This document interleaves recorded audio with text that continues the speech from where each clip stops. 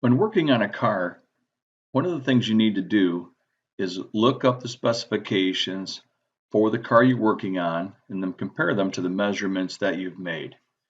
And to do that, you can use ProDemand. If you go to ProDemand.com, that website, it'll bring you up to this page.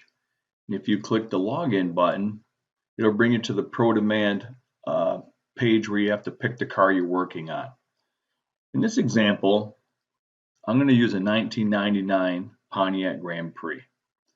So let's see if we can find the brake specifications for that. So this is the year, make, model. In this one, the 8th digit of the VIN is a K, so I'm just going to put down the VIN K. It is a GT. It has me choosing here either a coupe or a sedan. A coupe is a 2-door and a sedan is a 4-door, so I'm going to click sedan. And if that all looks good, I'm going to click use this vehicle.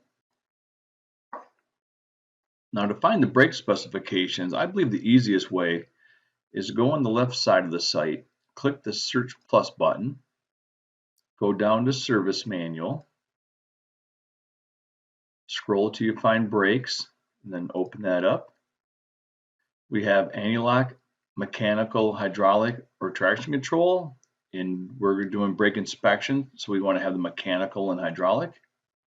Disc and drum brakes. And then we have this page here, description operations, some procedures, some testing, and some removal and installations of parts. But what we're interested in is the disc brake specifications. So I'm going to click on that. And this gives me how big things are. So when working on a car, I'm going to be measuring the rotor for minimum thickness. I'm going to be measuring for parallelism or thickness variation. And I'm going to be measuring for lateral runout.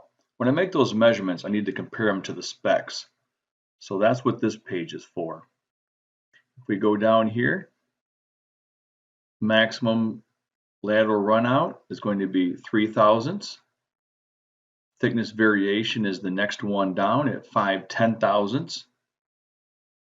And then here it has rotor thickness new, which we don't need. We want minimum refinish thickness on a Grand Prix. And it says 1 inch 220 thousandths.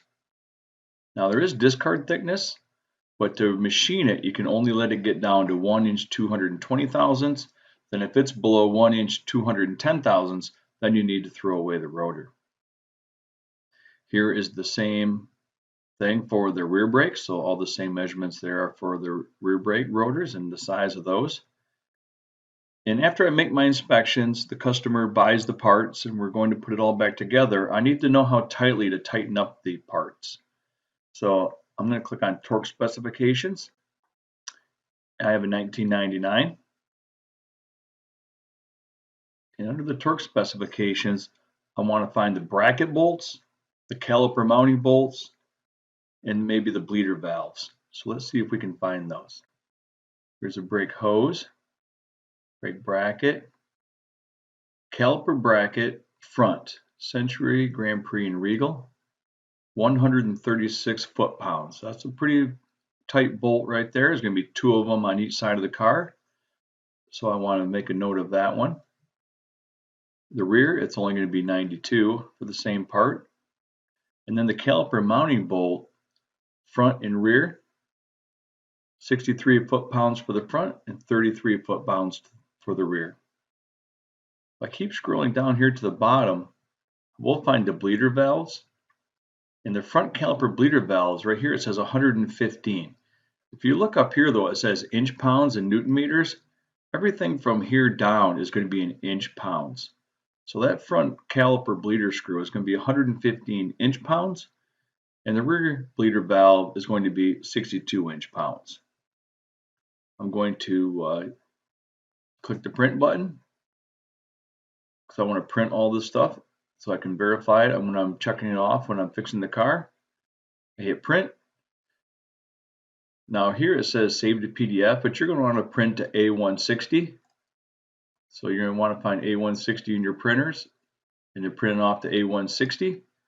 Go get the papers and then you'll be all set.